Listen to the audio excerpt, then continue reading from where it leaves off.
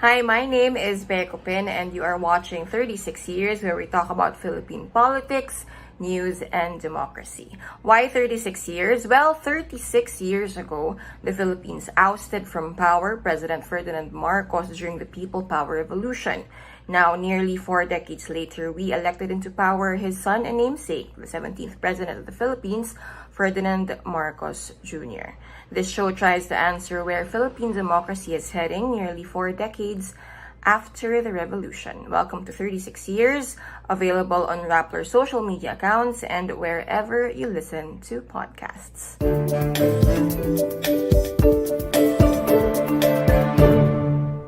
This is the first show after the first State of the Nation address of President Marcos. We won't be talking about the SONA in this episode, but we will be talking about that perhaps in the next episode. Try to dissect the 19 priority bills na in-announce ng Pangulo during his SONA and maybe all the other policy pronouncements and plans that he announced during that speech. But for this show, we will be talking about the second highest post in the land, the office of the Vice President. The Vice President, of course, is Sara Duterte, the daughter of the previous president, Rodrigo Duterte. This is part 2 of my conversation with Manolo Quezon. This is a perfect listen if you want to understand not just the office of the Vice President, but where Sara Duterte stands in the scheme of Philippine politics and why, in order to understand the OVP, you must also understand Malacanang. We talked about kanina extensively the office of the president, not just office of the president actually, but the beginnings of an administration, no? And in particular the Marcos administration.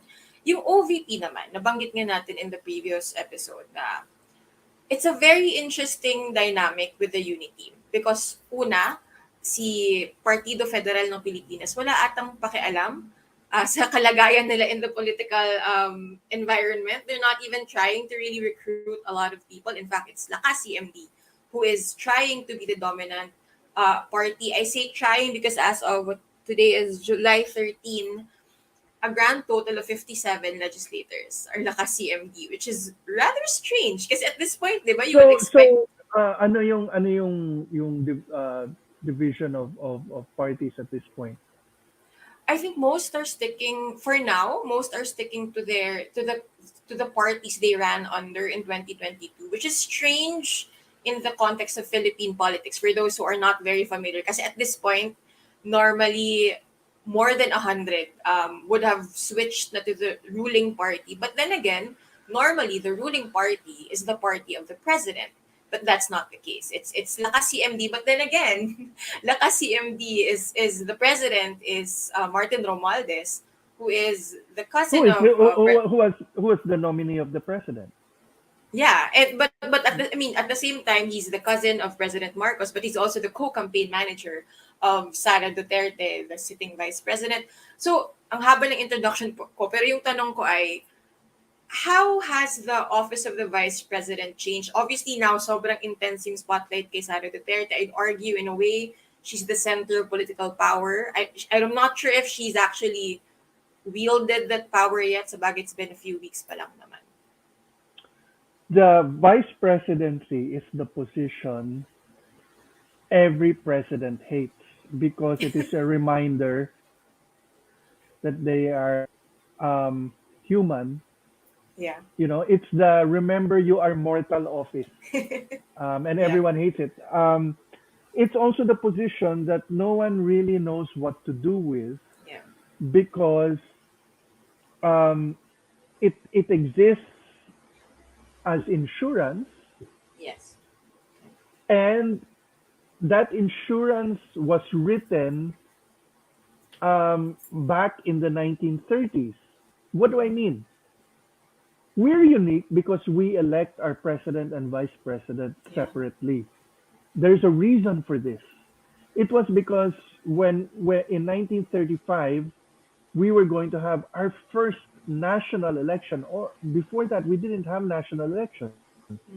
You forget that President Aguinaldo was elected in a semi-parliamentary system. Anyway, so the idea was, if you're going to have a vice president, and if the job of the vice president is only one thing, which is to replace the president if he dies, then they felt at the time that if anyone was going to take that, accept a vice president becoming vice president, kailangan nila ng sarili nilang mandato. Otherwise, baka hindi tanggapin ng madla. The interesting thing is, we've had three constitutions since then, and no one ever revisited the Yeah. idea. Yeah. Because nasanay na rin ang tao, and when you think of it, it's actually a little more democratic to really make a separate choice. The problem is, as the party system disintegrated, it Yeah. became less and less likely that the president and the vice president would come from the same party. Yeah. Um, so, in fact, since EDSA, if you want to have a more recent point of view, it was only Yeah. GMA and Noli de Castro who came from the same party in that whole era until uh, Ferdinand Marcos Jr. and Sara Yeah. Duterte.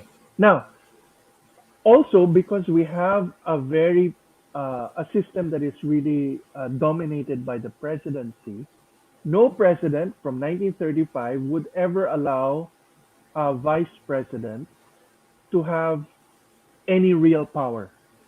Yeah. So a vice president can only have a job if the Yeah. president wants to give them a job. And usually, the president, if they're partners, then the president in the old days used to automatically make the vice president Secretary of Foreign Affairs. It was Mm. convenient because it's the most senior and prestigious, and also pinapabiyahe mo palagi yung VP. So wala sila dito. So it was perfect politically. Yeah. But pag hindi sila magkasundo, as happened with President Garcia, either hindi bibigyan ng trabaho or bibigyan ng ibang departamento in the hope that they will fail. Yeah. Um, but then there's a flip side to this. The A vice president who goes against a sitting president always takes a hit in their popularity. Because ingrained talaga sa taong bayan na gusto nila na nagtutulungan at hindi magkasalungat ang liderato. So Yeah. that's the situation. In the old days, again, when geography really factored into tandem, which mattered in party politics, because there really used to be competitions within the parties. It was really important to have North and South, and Yes. like I said in the first part of our discussion, um, 2022 was a return to what it was like before Yeah. 1972, where you really Yeah. got strong leaders from the North and South, because if you Yeah. join them together, unbeatable. Yeah. So what is unique and what is the same about Sara Duterte? She is the same in that her very existence as vice president means she has the most powerless job in the country. It's only and and the first lesson she learned about this was nung Yeah. simulan sa simula, and she said gusto ko DND. Yeah. And bluntly, in terms of political math, she could say, you owe me. But Yeah. problema, tapos na yung eleksyon. Yeah. And meron Panalo ng na. nanalo na. At hindi siya ang pangulo. Yeah. So it became very clearly that you cannot dictate on a president. And Yeah. so she had to settle um, for education. Now, Yeah. um, why she settled for it, I don't know. Because you can go back and the model of Raul Roco shows you it's not going to Mm. help. So why would she pick a department where in the first place kung ang layunin nila ibahin ang tinuturo, de galit na ang kalahati ng mga guro sa kanya because, di ba? Mm. I mean, all the historians, for example, will be her enemy Yeah. from the start. Mm. And if not, um, does she really feel that the schools will give a good political network? Mm. Even there, I don't know if that's been proven. Of course, she could prove everyone wrong. Yeah. So it seems like a lot, and alam mo naman, if there's one agency in the government that is super incredibly bureaucratic, as in mamamatay ka sa dami ng papeles, it's DepEd. Yeah. So they can literally wrap her in red tape and she Yeah. will become mummified in Yeah. Pasig. Alam mo? Yeah. So I really don't know what but Yeah. it's interesting. Yeah. So she has a job that in itself has no power Yeah. except for times like this when the president gets COVID or if the president has a heart attack or a stroke, then all Yeah. of a sudden it's the most important thing. Yeah. Um, but she has um, a father who is still Yeah. alive and kicking and is in many ways even more of a master of media and attention grabbing than anyone alive. So, and who is popular. Yes. She has a bailiwick. If Yeah. there's a solid north, she has not only Mindanao but half of the south, especially Cebu. Um, so she has, in many ways, she represents the idea that the Marcoses are just the palaman in a Duterte sandwich. And that's a very powerful idea.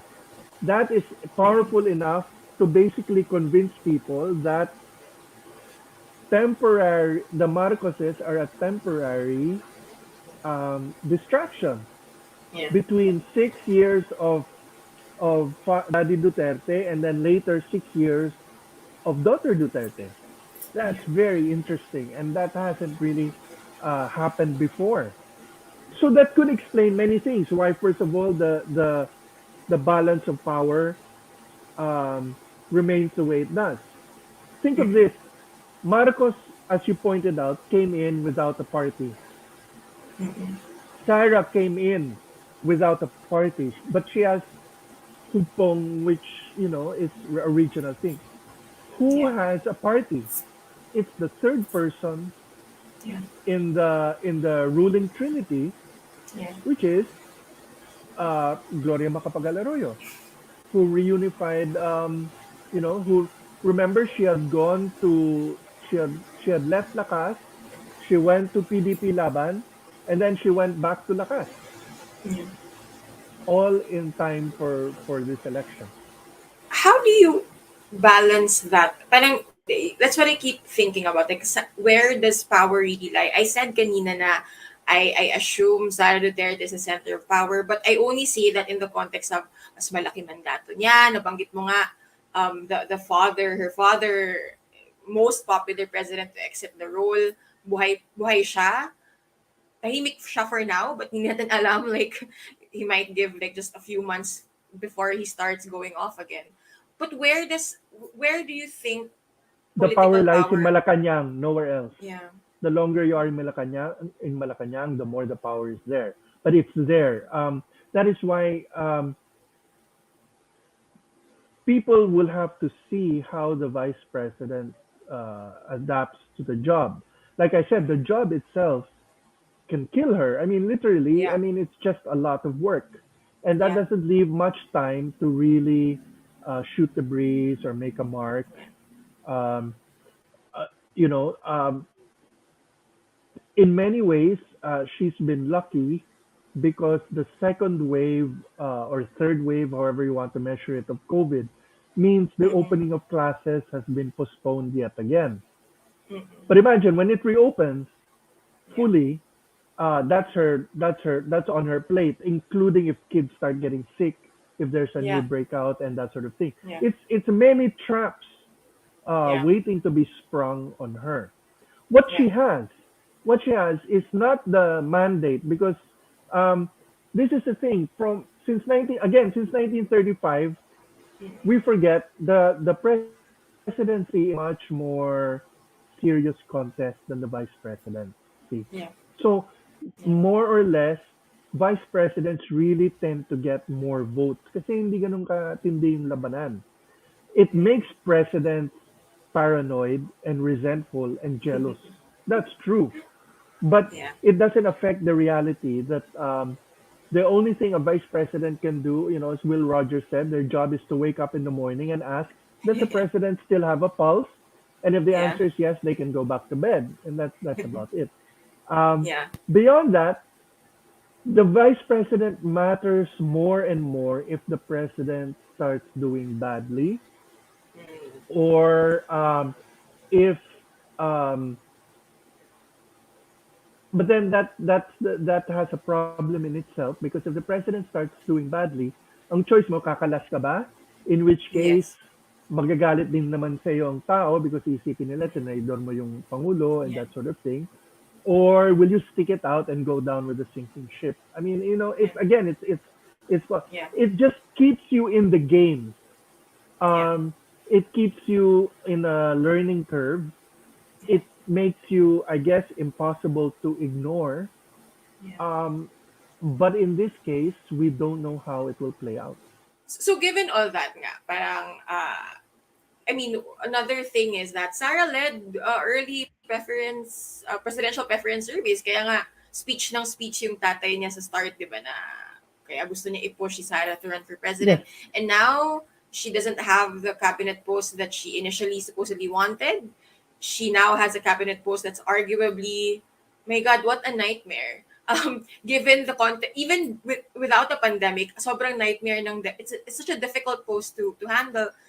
Was it correct for her to even slide down to vice president?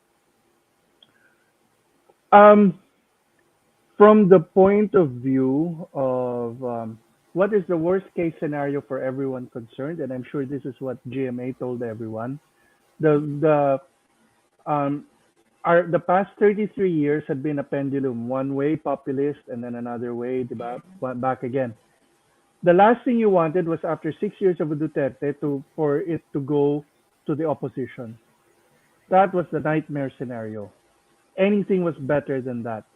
Um, on the other hand, think of the brilliance of the unity ticket. Um, Now you have 6, 12, 18 years Yeah, under the same coalition. Of yeah, course, um, what what President Duterte had wanted was for the first 12 years to be yeah, Duterte, and then the next 6 years to be Marcos, and that would have made perhaps for him more sense. Um, on the other hand, if you're GMA, think of the brilliance of this, that you have a Marcos sandwich, because then the Marcoses can't stay, which is what everyone sort of assumes is the unwritten assumption of a Marcos restoration is a Marcos extension. You know, so in a sense that gives the Marcoses what they want. They can claim vindication, but not permanently. In which case the Dutertes come back, and then they can, so there's a lot more possibilities and a lot more um, keeping everything in. Now, the weakness, and which is why you had GMA, GMA keeps entering our discussion. The Marcoses could never put together a party like the old days. So they don't. What they have is a name, and they have the money, but and they have in many ways a lot of people to follow them. But they didn't have the political organization because it's all about them, right? So there's very little room for anyone else if it's all about you and your family. Um, the Dutertes, in a similar way, the president was never an organization guy to begin with, and when they had a choice in between Evasco, who wanted to create a national movement to destroy all the parties, we forget that, yeah, um, and Bongo, who wanted more of the same, he picked more of the same. So that when the time came na patapos na yung termino niya, he had to discover that yung pala, he could get Bongo elected senator but not elected president. In which case, he felt his daughter should be the one, right? But the daughter, on her part, remember when they made GMA speaker, it's as much because the Dutertes didn't have the national infrastructure. They had to do a hostile takeover because the party of the government was being run by Pantaleon Alvarez, yeah, and galit na si Sara doon. So they had to do a hostile takeover by importing GMA to take it over. So this means the only one who has actual the party, which is in the end what you need, even for just 6 years to run things, is neither of the two major players. It's the third player. It's GMA. In a sense, the Marcoses are clever enough that they mounted a takeover, and so they were able to edge out GMA by putting in Martin Romualdez. Yeah. But he's only as good as the next 6 years, and Yeah. after that, if GMA is still healthy, wealthy, and wise, she can take over again or kick him out even sooner. So Yeah. um, it means that neither the president nor the vice president, in many ways, have the means to really um, get their way. Yeah. And the next 3 years, I guess, is going to have to be um, seeing which of the two can learn faster. Can Yeah. the president manage the attraction and the discipline required to create a new KBL, basically? Mm. Mm. Um, or can Sarah do it to turn Hugpong into not just a regional alliance, but a national coalition? If neither of them do, then the balance of power will always be held by Lakas, which is Yeah. not always going to be under Martin Romualdez. Yeah. Yeah. Interesting. Um, Going back to the OVP, because yung my fault na rin siguro yung political memory ko of the OVP is obviously limited mostly to Jejo Marbinay and Lenny Robredo. Although I did I was alive obviously during the administrations of those of the previous vice presidents. I didn't really pay attention to it. Baka kasi hindi pa ako reporter nun, so wala akong pakialam masyad. Hindi ako invested. Siguro for people to understand the OVP, the vice presidency that Sara Duterte was elected into, which vice presidents should people read up on or study parang to understand how the office has evolved through the years? Hmm. Um, you, the only thing to learn from the vice presidency is um, to study the dynamics Mm. between the president and the vice president. Mm. Um, that is the only thing really that matters, because Yeah.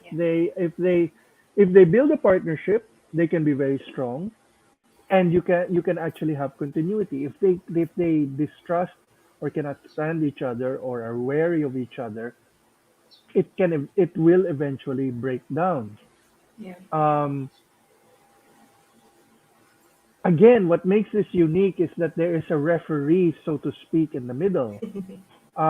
But each of these people, once you have received tens of millions of votes, the number one, ang pangbara ng bawat pangulo sa lahat ng mga nakapaligid sa kanila ay ganito lang eh, magpresidente ka muna.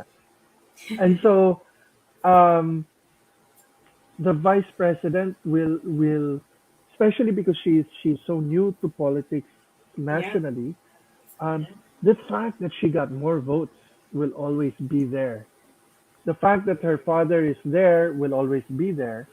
The Yeah. fact that she basically can say a third to half of the country follows me and not you, will Yeah. always be there. But the other guy can say that too. Yeah. Um, so that's the interesting thing. So there is very little to learn because the office of vice president is so empty and so Yeah. powerless. Each vice president makes it, Yeah. and usually they make it by discovering that there's very little that you can do with it. Um, Yeah. Yun din, I think, yung privilege of one Sara Duterte. Kasi obviously, yung mga, the way she projects herself, she always highlights na she's the most awarded mayor Hindi ko alam kung ano yung official tally nun, pero that's the PR that they come out with. And she's been mayor for 2 consecutive terms, 1 term before that. But people tend to overlook siguro. Maybe not us, but some people tend to overlook na all of her contests were easily won. All the as vice mayor, as mayor, ang dali lang nun kasi Duterte siya. In a way, yung vice presidential run niya nung May, ang dali lang din nun kasi hindi naman presidente yung tinakbuhan niya. So this is the biggest challenge, I think, in Sarah's political life. Well, there, but Being also elected they, already. yeah, and but also they are, she and the president are very different characters. The Mm, Dutertes fight hot, the Marcoses fight cold. yeah. Um, these are two very different ways of approaching problems. Um, and you're going to see that, I think, moving forward. Can they, and each of these approaches hates the other. Those who fight cold look down on those who fight hot, just as those who Yeah. fight hot find those who fight cold kind of, like they look Timid. down on them too, Yeah. diba? Yeah. So we're gonna see that playing out as well, I think. Alam mo, na-realize ko lang, parang ang ganda sana, kahit hindi na sa show na to gusto ko lang makarinig ng oral history of Gloria Macapagal Arroyo. Just walk us through the different decades of one Gloria Macapagal Arroyo and how she's fully back. I mean, like, back to, just to mention before I forget, na yung kan Martin Romualdez, although power is with him for now, he made it a point to remind everyone na GMA has my back ha. Like, ako yung speaker, pero may basbas ako ni GMA. Like, they took so much effort in projecting that through press releases. Um, And remember, I think all we needed to see was the way people behaved during the proclamation in Congress. mm, The one who you were pointing out that Martin Romualdez's job in many ways is what they call the minder. Yung mm, yung tagabantay, tagabuntot, di close ba? in. To make sure that they don't get into trouble para kay Inday Sara. But Yeah, the one who actually accompanied her in many ways, acted as her sponsor and everything at the ceremony, was GMA. yeah, Remember? And so the greetings were kind of awkward between the Marcoses and Sara Duterte, and then it was even made even more awkward by GMA, who was there, who is a pragmatist but has her own complicated history with the Marcoses, yeah, yeah, dating back to her father. yeah, Um, and both the Marcoses and she know this. So yeah, so there's this complicated dance going on, but they are in many ways politically professional enough to have yeah, gotten the first job done, which was to win. The same yeah, way, yeah, for example, that Inday Sara and GMA united to take control of the House without the president even really having a say in the matter because yeah, it was getting out of hand. We forget. yeah, yeah, yeah. Manolo, I will invite you for another episode for that Gloria Macapagal Arroyo episode. Okay. Or I'll ikukulit kita na gawin mo on your own kung mas gusto mo yon. Thank you so much for joining us. Of Before course. we end, I have one last question because the point of the show is hopefully to help people understand where we are by understanding first where we came from. So, um, when you want to make sense of the world, not necessarily politically, kahit personal life mo lang, what do you read? What do you watch? What do you listen to? What do you consume? um, I think the book that influenced me the most because I think it is the best insight into power. It's a book called The Emperor by. It's a really hard name, Richard Kapuscinski. Okay, but Okay. it's about Haile Selassie. If you read it, Haile Selassie was the last emperor of Ethiopia. Anyway, if you read it, it's mga kwento lang of mga courtiers, members of his court, uh, after he was removed from power in revolution. When you read it, you will see the Philippines all over the place. And it reminded me that power is the same everywhere. And because it's a human uh, Yeah. thing. So I guess um, there's a very old show that also made a mark on me around the same time. It's called Yes Minister and Yes Prime Minister. It's a British comedy, um, but it is perhaps the best introduction to government you will ever watch. You can find it on YouTube, I think. It's called Yes Minister. So those are the things I think. I think um, you the further afield you go, Mm. it's not only more interesting but reminds you that everything we're affected by, um, from the power dynamics that starts in the classroom. Alam mo, Yeah. it's not always the most studious who gets elected class president. Oh, yeah. Di ba? Yeah. It's not always the fairest who becomes the manager of the local Jollibee. Um, Mm. it's all about human dynamics.